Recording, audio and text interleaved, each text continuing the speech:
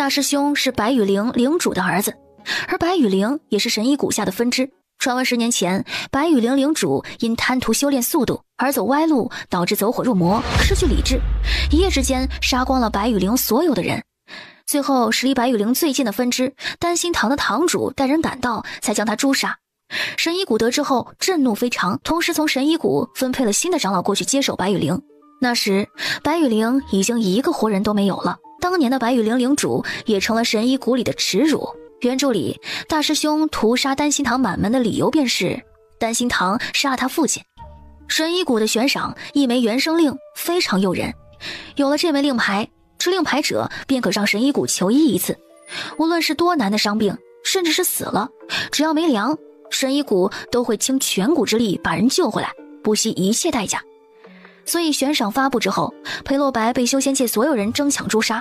元婴后期修为的他彻底杀疯之后，战力非常的强，去杀他的人死了一大片，最后他死在了叶荣月的手中，而他身上带的那一个至宝也落入了叶荣月的手中。叶云龙深吸一口气，想到大师兄对他的百般照顾，想到大师兄那温和如风的脸庞，想到他如今正在被正道围剿，名声全毁，伤痕累累，生死不知，他心里就一阵阵的难受。怪不得他那便宜师傅要带他北上，神医谷在南方，他这是不打算让他知道，也不让他掺和进去。他的大师兄早已经是所有人认定的大魔头了。丹心堂医者仁心，救人无数，他却灭人满门，怎么看都是十恶不赦，丧心病狂，毫无底线。所以任桃莲觉得他现在最该做的就是划清界限，否则卷入这一场恩怨，面对诸多唾骂和追杀，他日后的前程就毁了。可是前程，他要什么前程？他一开始的目标就是在清玄宗快乐苟活呀，清玄宗都没了，他初心不在，前程还有什么意义？更何况路在他的脚下，他的前程又怎么轮得到别人给他定义？别人不信大师兄，他信；没有人与大师兄站一边，他站；被群起而攻，无人救援，他救。总之，要动他大师兄，得先过他这一关。叶云龙迅速地把胖头收回了自己的戒指里面，同时捏了捏手腕上的小黑蛇。我大师兄他出事了，我需要你的帮助，只是这件事情有些麻烦，而且他不在正义一方，你要先听来龙去脉吗？不必。小黑蛇回答得很干脆。虽然我什么都不记得了，但从自我认知来看，我应该不是什么好人。叶云龙一愣，顿时就什么担心都没有了。我要躲开我师父，离开这里，去10里外那座山头，那里灵气浓郁，妖兽丰富，是金丹期修士的历练地。我需要突破到金丹，同时要把我的武器炼制出来，然后去找我大师兄。那就让玄影引开你师父，再用苍水珠造灵池。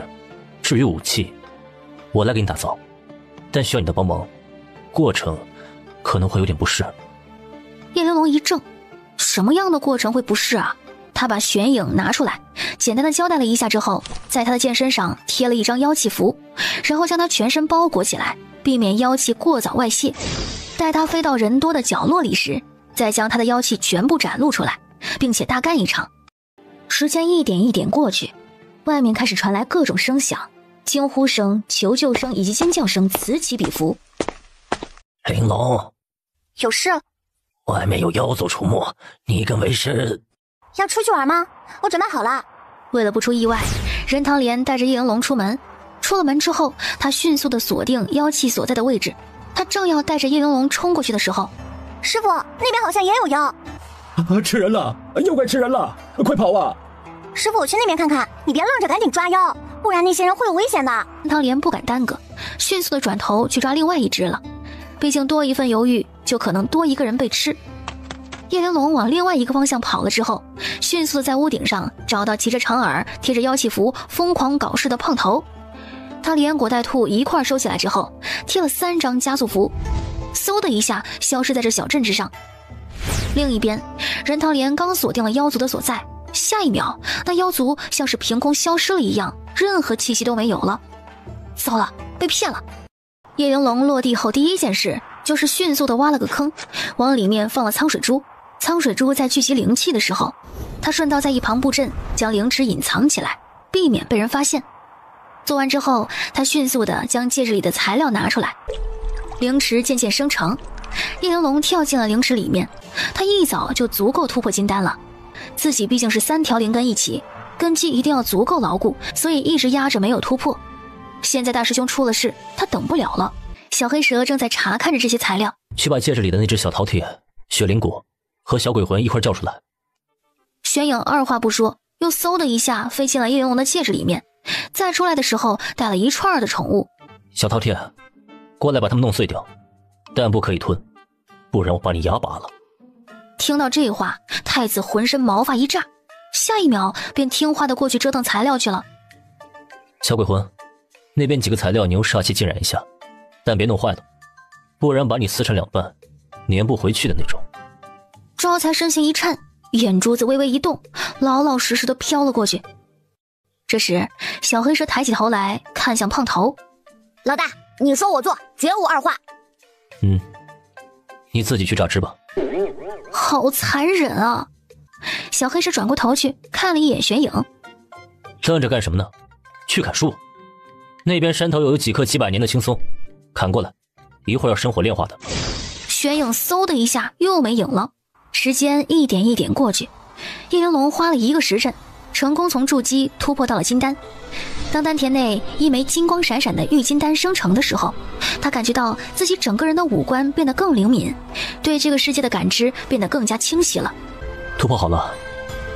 好了。我也准备好了，你起来吧。你要做什么？闭上眼睛，不要反抗。叶玲珑想也不想的就照做了。下一秒，他感觉到浑身像是有什么东西正在往身体里边挤进来，挤得他浑身上下很不舒服。他下意识的想要去排斥。别动，别把我挤出去。你在做什么？再进入你的身体。竟然还能这么玩！他瞬间就不动了，呼吸还有点小紧张。他这是已经把自己的魂魄从蛇身上分离出来了吗？接下来他要跟自己共用一个身体啊，1个身体2个魂魄，打架了怎么办？感受是一样的吗？发出的指令不一样，身体听谁的？受伤了算谁的？疼痛会分摊吗？就在这时，他抬起手往自己的脸蛋上掐了一把。我挺疼的，你疼吗？眼看着就差那么一点点就进去完全的小黑蛇，一个没绷住，魂魄自己弹了出来。让他不要反抗，没让他这么快就全盘接受并且玩起来啊！怎么忽然不挤了？我被弹出来了。我没挤你啊。我没操作好。该不会是怕疼你不进来了吧？他悠悠的叹息一声，稳定道心，尝试重新进入。来了，你又卷土重来了。他无奈的低声劝他，别动。会怎么样？会走火入魔吗？你走还是我走？我们一起走。哦，那我还是别动了。在叶玲珑的配合之下，小黑蛇的魂魄完全进入到了他的身体里。你能进来我的身体，我是不是也能跑进你身体里？理论上可以。听到自己嘴巴里说出来的回答，叶玲珑感觉奇妙极了，就是自问自答有点傻。那你教我啊，我要进去玩。你进不去。为什么？灵魂力不够，离开躯体会魂飞魄散的。你的灵魂力很强吗？比你强一点。既然你能够进入到我的身体，你是不是也能够进入到其他人的身体里？那你要是不想当蛇了，是不是可以换一个物种啊？我本来就不是蛇呀。那你是什么？我不记得了。感觉到他又要动嘴说话，小黑蛇赶紧抢在了他前头。你还造武器吗？造啊。那我们先造武器吧。我能不能问最后一个问题？你刚才是不是在抢我的话？我感觉到了，我好像抢不过你。我甚至可以现在就粉碎你的魂魄，占据你的身体，这称之为夺舍。叶玲珑倒吸了一口凉气，原来夺舍就是这样啊！就因为我灵魂力比不上你？对，所以你好好修炼，不然我随时抢你的身体。没想到你竟然还有颗少女心，要不你去画个人形，然后我们交换吧。你去跟我的师兄们嘤，我要手拿大刀砍四方。不要想那些乱七八糟的东西。啊，你这样弹我，你会疼吗？会啊。下一秒，叶玲珑抬手就往自己脑袋上来了一巴掌。你干什么？你刚刚打我们礼尚往来。小黑蛇悠悠地叹了口气，别叹气了，会老的。你好不容易当一回少女，你要珍惜。好，我们先造武器吧。你安静点，不要动，身体交给我。他说完，叶玲珑还真就不动了。明明是很简陋的条件，可在他手里却操作的比那些拥有大量法宝的炼器师还要好。那感觉就像是所有一切取自于天地，所有一切承之于天地。叶玲珑这还是头一次发现，他的凤凰神火竟然可以精准地调节细微温度变化，调整火烧的方向和角度，灵活的就像是这火也有一双手一样。他仔细的观察，认真的学习，细细的去体会，这机会真的太难得了，就像是有人现场手把手教学一样，教会他如何重新使用他的身体，把所有技能都用到极致。他从深夜造到了黎明，又从黎明造到了黄昏，从黄昏又造到了快黎明，手中一刻不停。累吗？这话从自己嘴里说出来的时候，他感觉自己好像有点恍惚。不累。快了，你再坚持一下，实在不行的话我就歇会儿。那你呢？你累吗？这对我来说好像很容易。好像。感觉越做越简单，无论是手法还是灵魂力的消耗，都比我想的要轻松很多，就好像我本来就很会做。你难道之前不知道自己很会吗？不知道，只是潜意识里觉得可以尝试一下，但没想到自己竟然真的会。这是什么凡尔赛发言？搞不好你以前是个炼器师。不是啊？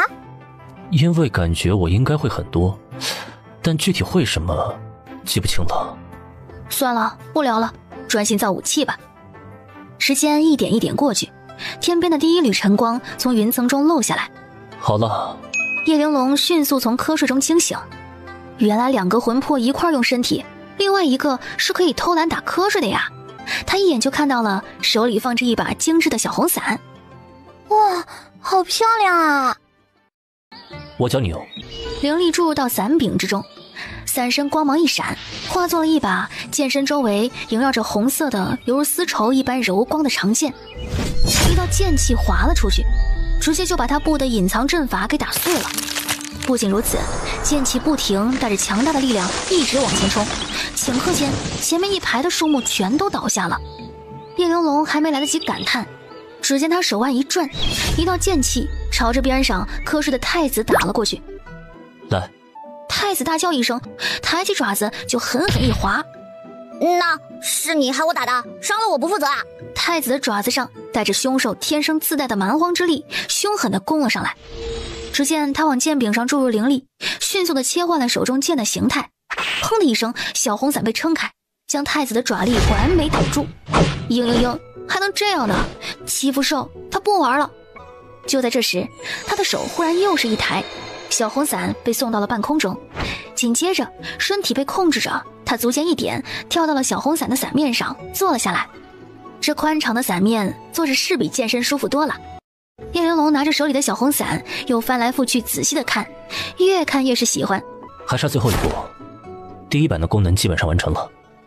最后一步，只见他的手再度被操控，小红伞化作了剑的形态，剑身在他的手指上划了一道，殷红的血液迅速的冒了出来，顺着剑上的纹路一点一点的滴入了剑中。那一刻，他感觉到身体里的力量正在迅速的流失，就像是被小黑蛇吸血的时候一样。你的血可让万物生灵，加一点可以刺激它加快萌生散灵，好好养着，应该要不了多久就能生灵了。滴血停止，剑身红光一闪，变得比之前更有气势了。你刚刚说第一版？你不是还想要攻击特效和防御特效吗？太匆忙了没有做，而且也没遇到什么好的材料，以后见到了再随时给你改。还能再做得更好？当然，以后遇到更好的材料，还可以给它做升级，不断完善，不断的改进，做到跟你最匹配。叶玲珑脑袋一歪，微微一笑，真好。我们出发吧，造武器花了点时间，虽然他还能撑得住，但我也该去找我大师兄了。好。体内的魂魄正准备抽离，大喊一声：“哎，别走！”怎么了？我失血过多，想歇会儿，但是又不想坐玄影身上。只见小红伞迅速飞起，他身体一轻，飞了上去。他被小红伞带着，高速飞往南方神医谷所在的方向。你真不记得你叫什么名字了？我总不能一直对你没个称呼吧？让我想想。几秒之后，他又答：哦，想起来了。叶玲珑一下来了精神，只见他从戒指里把玄影给拿了出来，在玄影的剑身上用灵力擦拭了一下。叶清玄，你叫叶清玄？应该是。好巧呀，你也叫清玄？我也是刚知道。叶玲珑被他给逗笑了。你姓叶，我姓叶，四舍五入我们同姓，我决定了，准你借我的字一用。啊？以后我便喊你大叶子吧。看来我该喊你小叶子。准了，我的大叶子。好的，我的小叶子。睡吧，我带你去找你大师兄。他手一挥，让玄影飞到伞下去，拖着他们一块儿飞。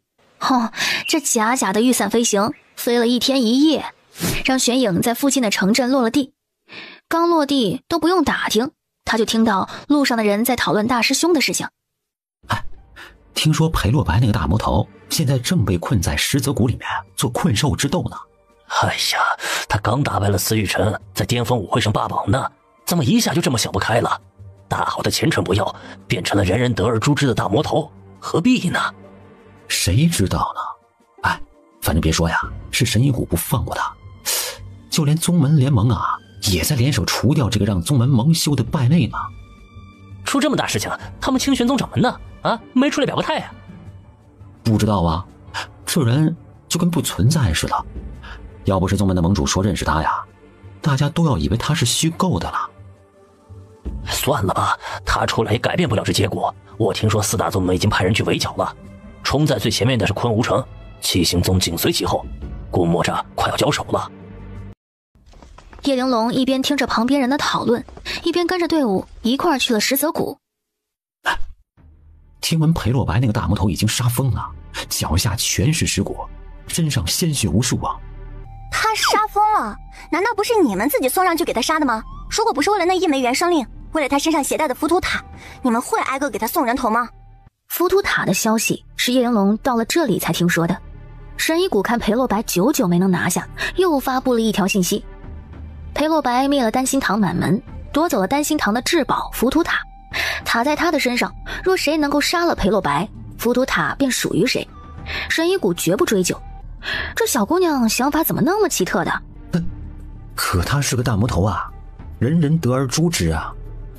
可他并未来杀你，你却因为大魔头3个字去杀他，到头来自己被杀死，要把血仇挂在他身上，还要给自己安上英勇就义、匡扶正义的美名。你们好会赚哦！这话怎么那么有道理呢？一下子还不知该如何反驳。可是如果人人都不杀，这大魔头当如何伏诛啊？替天行道，我辈是义不容辞。可拉倒吧，就算人人都杀，他也不会伏诛。为什么？因为我不允许。说完，叶玲珑也懒得理他们什么反应，贴了张加速符，迅速地冲上山去了。姑娘，前方危险，请勿再靠近了。虽然大魔头人人得而诛之，但是丢了性命就不值了。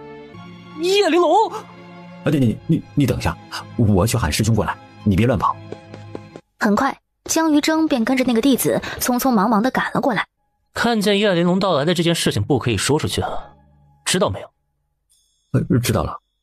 江于征看了一眼，四下无人，便带着叶玲珑往林子里面走了去。你一个人来的吗？你其他师兄呢？不知道，他们可能还没收到消息吧。里面什么情况？你大师兄在里面？他们交过手了。裴洛白情况不太好，尤其是状态非常不好，见人就杀，不听劝，不收手，不冷静，看起来快要走火入魔了。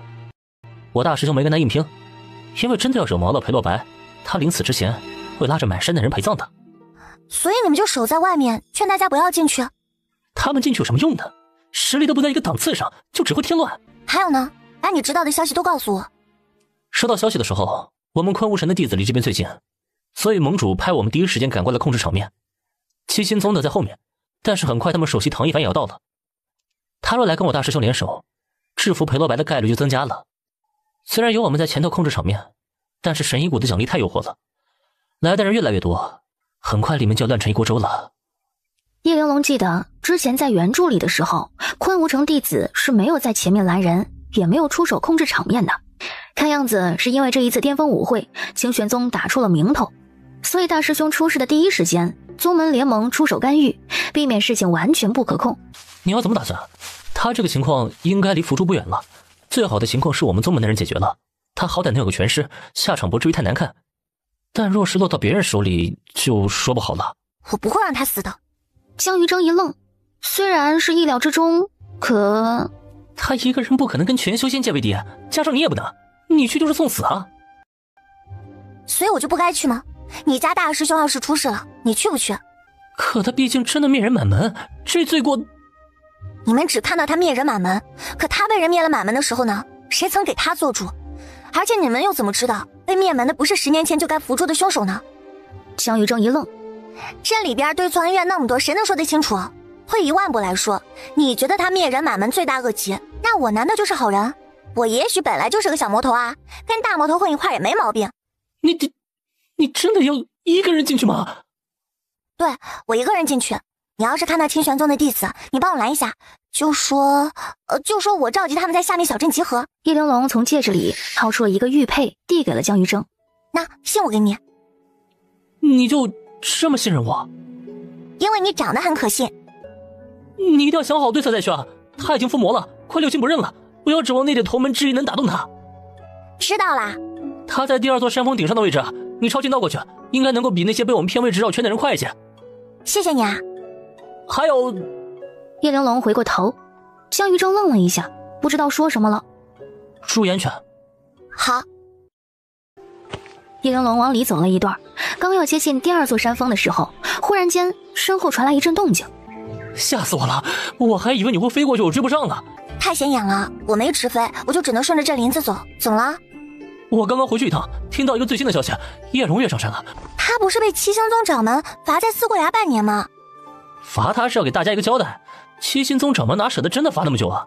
而且叶荣月那个人很会撒娇，一般人遭不住。你们之前不是一口一个嫂子的哈？之前是啊，但我们又不瞎。在遮云城的时候，他不是跟那个许天幽在一块吗？那个时候我们就不喜欢他了，觉得他配不上大师兄。后来巅峰舞会那会儿，他跟你对战的时候，最后不是下黑手了吗？我们都看见了。这跟他以为的无脑配角不太一样啊。不仅这样，他后来还跑去跟我们大师兄吹耳边风，想要煽动他帮忙出手对付你。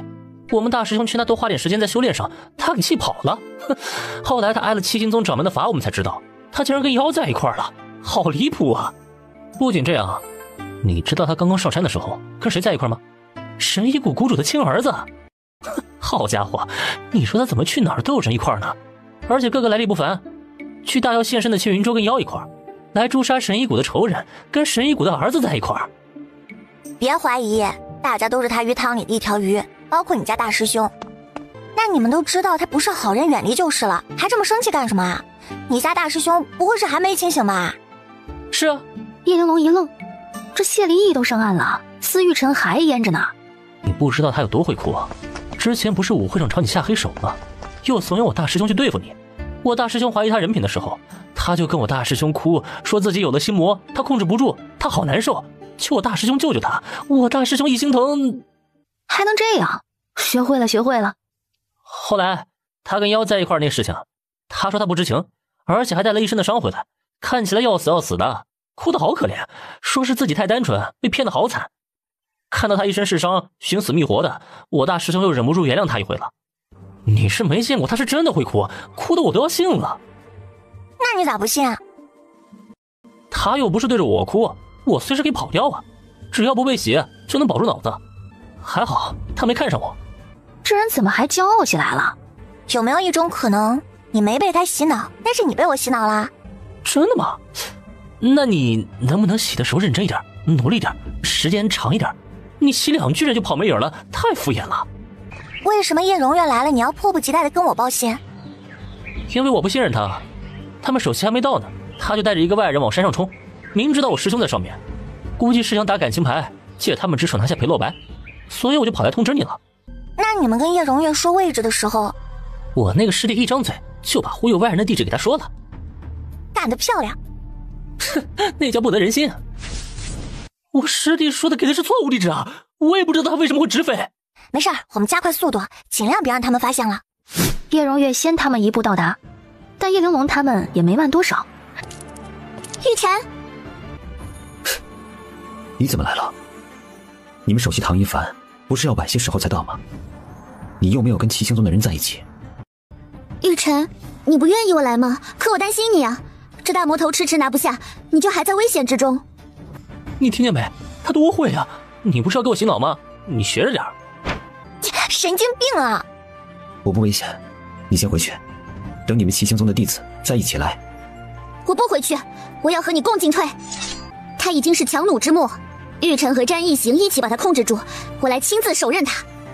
放心吧，大家都是元婴期，他即便是再强，还能上天吗？反倒是这位昆吾城的首席大弟子，你也是元婴后期，那么多帮手迟迟拿不下，有点说不过去啊。司玉晨眉头紧皱，不可冲动，他已经是元婴后期，差一步化神。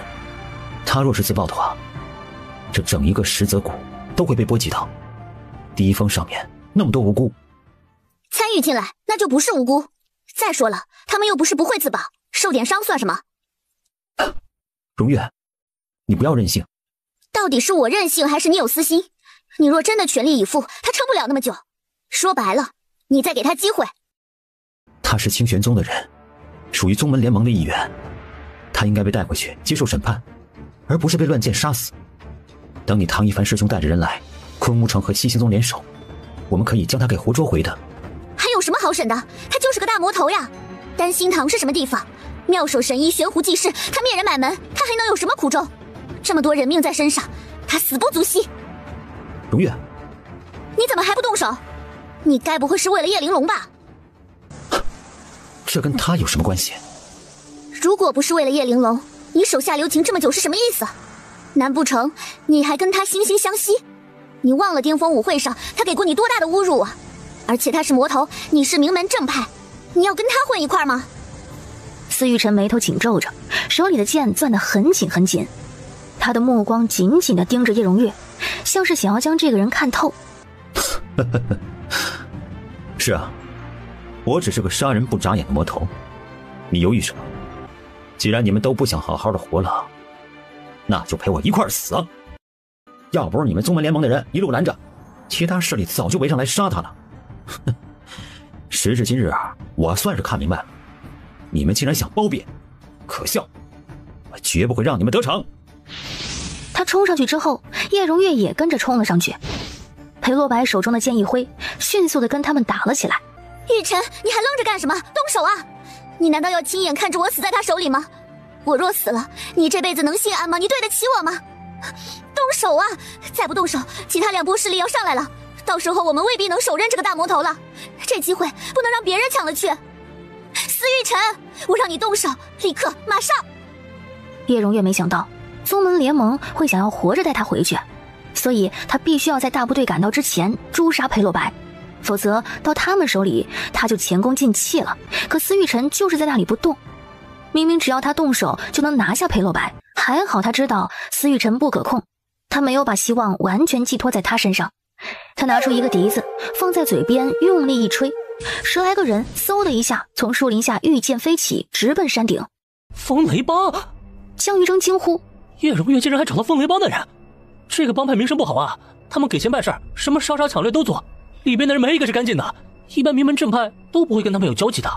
看样子叶荣月为了诛杀大师兄，拿到元生令和浮屠塔，这是什么都准备好了。裴洛白，今天就是你的死期，我保证会带着你的尸体回去，给你家小师妹好好的看看，你这清玄宗的耻辱死得有多难看。杀我可以，但你要动我小师妹。裴洛白手中长剑一挥，边上的石头骤然被轰碎。那你的命就必须要留在这里，单凭你和这些人想杀我哪有这么容易？哼，如果我们不够，那还有他们呢。叶荣月得意地笑着，只见从山顶两边处上来2拨人。完了，他们就是今天一早被我实力欺骗去别的地方绕圈的人，这会儿竟然都来了，肯定是因为听到了叶荣月的笛声，找到了方位。叶荣月他是真的疯了，为了杀你大师兄，能勾结的能利用的无所不用其极。他就这么恨你大师兄啊？他这么高有没有想过我大师兄怎么办呢？他恨的应该不是大师兄，而是我。你干什么？他们人那么多，所以我更不能让我大师兄孤立无援了。但是听我的，你蹲着别出来啊！这事跟你没关系。最重要的是，你得随时准备好救你大师兄。啊？这跟他大师兄有什么关系啊？你再强，但我们人够多，这一次你必死无疑。被围困的裴洛白面无表情地扫了他们一眼，只见掌心里出现了一座7层宝塔——浮屠塔。看到这座塔的时候，在场的人全都急红了眼。都来！你们不要逼他，你们疯了吗？为了这些宝物都不要命了吗？然而没有人理他，在唾手可得的宝物之前，理智不存在的。一起上，杀了他，浮屠塔就是你们的。他们就站在那里看着，等他们去消耗，等他们两败俱伤，等待最佳时机。司玉晨看他们都上去了，他正要动，叶荣月先一步拦在了他的前面。你今天若一定要去，就先从我的尸体上踏过去。为什么？他今天必须死。你为什么这么恨他？他好歹是你妹妹的大师兄啊！哼，总之他一定要死。我就算什么也拿不到，我也要他死。而且他只是第一个，绝不会是最后一个。你在说什么？司玉晨发现他已经看不懂他了。忽然间，在他们面前噗的一声响，明亮又灼热的火焰忽然就爆了开来。下一秒，一把展开的小红伞迅速的飞旋出去，叮叮叮的声响传来，强大的反弹力震得他们虎口发麻，连连后退。是谁？我啊！叶玲珑的声音一出，叶荣月的脸色骤变。只见那一把飞旋出去的小红伞迅速的一个回旋，重新回到了叶玲珑的面前。他足尖一点，踩在小红伞的伞面上，一个漂亮的跳跃落在了裴洛白的身边。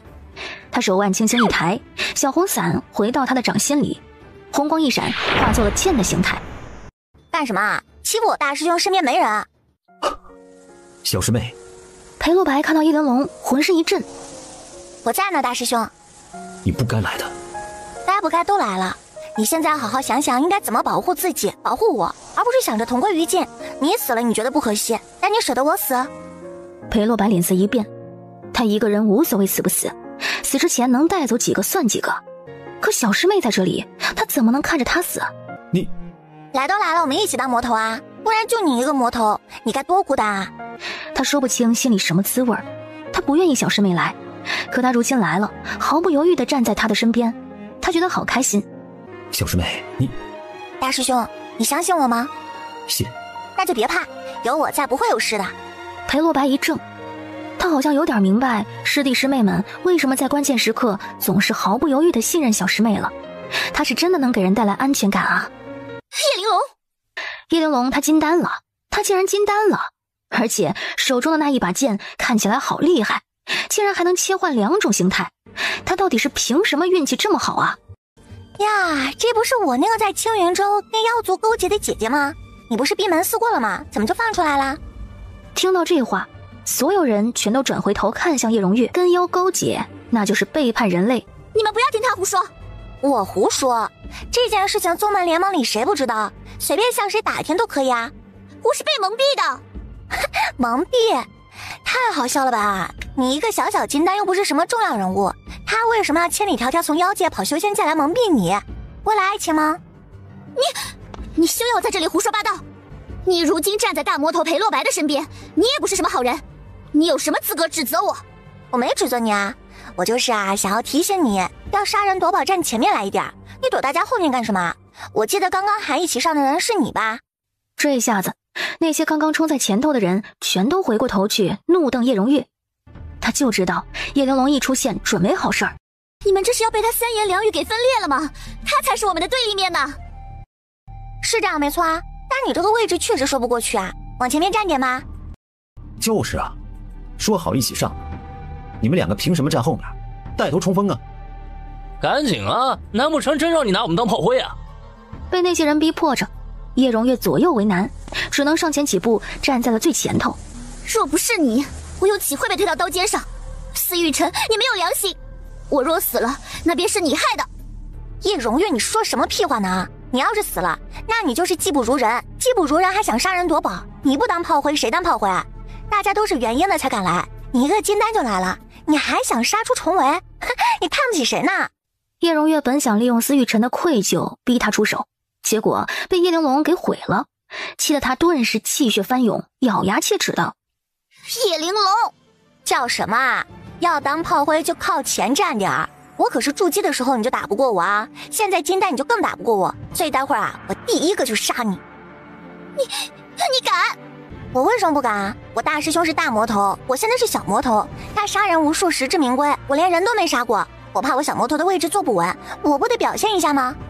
叶玲珑眼看着叶荣月被逼到前面，他唇角一勾，手中的剑顺势一抬，朝着叶荣月攻了上去。这一挡，他感受到了那把剑的力量，好强，真的好强。他不但有凤凰神火诀，他还有这一把比他任何一样武器都优秀的剑。还愣着干什么？我都开打了，你们倒是动了！这一下子，其他人也赶紧朝着裴洛白冲了上去。叶荣月在叶玲珑的强势进攻之下，越打越吃力，他被打得连连后退，最后被叶玲珑一剑抽飞，摔倒在地上。就这点实力啊！哎，几个月不见，你真是越来越丢人了。愣着干什么？一行，这边帮我呀！哟，打不过就喊人，喊的还是新勾搭来的男人，又是一个新姐夫吗？喂，兄弟，你看过你头顶吗？我看见了一道绿光闪闪发光。哎，你在胡说八道什么？詹一行大怒，一边生气一边加快了手上的攻击。哦，我看错了啊，你只是个备胎，还没获得绿的资格呢。原来你还在排队啊！哎，好可怜哦。我告诉你一个捷径啊，你把叶荣月是如何勾结风雷帮，又是如何处心积虑想要杀死裴洛白，破坏宗门联盟计划的事情啊宣扬出去。一旦他成了宗门人人喊打的过街老鼠，他就只能投奔你了，到时候谁还能跟你抢？詹一行手上的动作一顿，他说的好有道理啊。我跟你说哦，他之所以现在还舍不得司玉晨，是因为呢他是宗门里天赋最高前程最好的那个。可如果你回去干掉你爹，变成了神医谷的谷主，那从地位上你就超过了司玉晨了，毕竟他也就是一首席，连掌门都不是，离你差远了。你给我闭嘴！而且你也知道啊，叶荣月手段很多，法宝无数，你趁着这个机会啊，利用他帮你搞定神医谷，执掌大权不好吗？你在这儿给他铺路，他回头又进司玉晨的怀抱里，你岂不是人财两空？小小年纪说话如此难听，叶玲珑，你怎么那么卑鄙无耻，下流下贱呢？一行，杀他呀！留他在那里废话做什么？哎呀，别生气啊，姐姐，一会儿呢你这位新欢打不过我，你还得靠司玉晨救你呢。好在他够蠢，你三言两语他就又信了，所以你赶紧装一下，别温柔无辜善良柔弱的人设搞崩了呀。叶荣月回过头去看向司玉晨，他都这样嘲讽你了，你还不动手？愣着干什么？你是真的蠢吗？司玉晨站在那里，依旧是一动不动，目光之中甚是无喜无悲，让人看不透他在想什么。叶荣月看他靠不住，气得一跺脚，重新拿剑朝着叶玲珑冲了上去。哎呀，我大师兄挨欺负了啊，不玩了，结束吧。叶玲珑话音落下，手中的剑迅速的旋转剑花，让人眼花缭乱。同时剑尖之上，凤凰神火噗的一下烧起，他招数一转，原本的势均力敌忽然变成了强势攻击。詹一行被他打了个措手不及，连连后退，几招之后被他一剑刺中了胸口，转眼落败。我就说嘛，你这位新欢是真的打不过我，你这眼光越来越次了，怎么找的一个比一个差？叶玲珑迅速的捏了个大重生术，地下的藤蔓迅速的生长起来，将叶荣月的腿缠住了。眼看着叶玲珑马上就攻到眼前，他迅速的召唤出他的那只烈火玄鸟替他挡了一下，被叶玲珑一剑刺中。叶荣月捏了个火诀，朝着烈火玄鸟扔了过去，轰的一声，烈火玄鸟被炸开，叶玲珑手中的剑迅速的切换变成了伞形态，硬生生的给他挡住了。伞面裂了一道，可见烈火玄鸟鸟身爆炸带来的力量之强。叶荣月看到叶玲珑没受伤，顿时就笑不出来了。他牺牲了他的灵宠去抱叶玲珑，他这都没死，那把伞到底是有多强？詹一行忽然拿出了神医谷的暗器细雨银花针，他没有攻击叶玲珑，而是朝着正在不远处苦战的裴洛白的方向发射了过去。察觉到他意图的叶玲珑迅速的把小红伞甩了过去，帮助裴洛白挡了大半。他这一回头，给了叶荣月和詹一行足够的时间，他们两个迅速的挣脱了他的藤蔓，转身跑走了。他收回自己的伞，迅速的回过头，到了裴洛白的身边。大师兄，我还没杀过人。裴洛白一怔，染血的手抓住了叶玲珑的手腕，想把他往身后带。那就让我。那就从今天开始。叶玲珑唇角微微勾起，我这才算是真正踏进尸骨无数的修仙道了吧。血花在不停地飞溅，一个又一个人倒下，又一个接着一个冲上来，身上血流如注，脚下尸骨成山。他们两个并肩而战，遇神杀神，来人杀人，气势很强，剑法凶悍。就在双方僵持不下的时候，身后传来了大量的动静。只见原本在第一峰上的人基本全跑过来了，是谁把他们喊上来的？这时他们同时看到了混在人群里的叶荣月和他身边的詹一行。疯了，他真的是疯了，他真的不顾一切不择手段了。浮屠塔就在裴洛白身上，杀了他就能拿到元生令。叶荣月在人群里不断地煽动着。叶玲珑手里那把宝剑是双形态的绝世神剑，杀了他剑就是你们的。人人皆知叶玲珑是强大的符修，他的符旨千金难求，他死了大家人人有份。他的每一句话都让冲上来的人更加疯狂，场面一度混乱的控制不住。小师妹，对不起，是我害了你。裴洛白紧紧地抓着叶玲珑的手腕。大师兄，我说了我是来救你的，我没打算跟你一起死，有我在没问题。叶玲珑反手抓住裴洛白的手背，小小的手掌此时温暖又柔软。我在等一个时机。什么时机？我要救你，不是救你被围剿这一次，我是要救你离开这深渊泥潭，我要你重活在这阳光下。现在我要等的时机到了，他们都来了。裴洛白一怔，他们？浮屠塔给我。裴洛白毫不犹豫地将浮屠塔交到了叶玲珑的手中。只见他手掌一抬，在所有人面前运转起浮屠塔。人人都想要浮屠塔，可你们都不知道里面藏的都是什么东西。这一座从丹心堂夺走的神医谷的至宝到底有多宝贝，你们不想看看吗？现在就让我们所有人一起见证，悬壶济世的丹心堂到底在里面养了什么东西啊！所有人屏住呼吸，紧紧地盯着。只见浮屠塔光芒一闪，煞气顿时从塔身之中迸发而出。怎么会？怎么会啊？大量的鬼魂从浮屠塔里涌了出来，朝着在场的所有人扑了上去。瞬间煞气浓郁，黑烟弥漫，恍若地狱之门大开。恶鬼！浮屠塔里装的竟然是恶鬼！道歉，快闪开！哎呀！有人猝不及防的一声惨叫，被放出来的鬼魂撕开了，血溅当场。吓得剩下的人赶紧拿出长剑抵御那些汹涌作怪的鬼魂。顷刻之间，石泽谷的山顶上哀嚎一片，尖叫无数，人和鬼干了起来，场面顿时大乱。跑什么啊？怕什么？这就是你们心心念念的浮屠塔，这就是悬壶济世的丹心堂养的好东西啊！你们不是想要吗？都拿去啊！怎么会这样？浮屠塔里面养的不是天才地宝吗？为什么会有那么多的鬼魂？太可怕了！丹心堂到底在做什么呀？他们真的是悬壶济世的名医吗？公然养鬼！神医谷这是疯了吗？这时不仅场面大乱，所有人都惊呆了，就连叶玲珑身边的裴洛白也惊呆了。叶玲珑已经在布阵画符，眼看着马上就要大成了。他们想逃，快拦住他们！拦截他们的不是别人，正是跟叶荣月有勾结的风雷帮。裴洛白迅速的执剑跟他们打了起来，眼看着阵法马上就要生效，他们再不走就要前功尽弃了。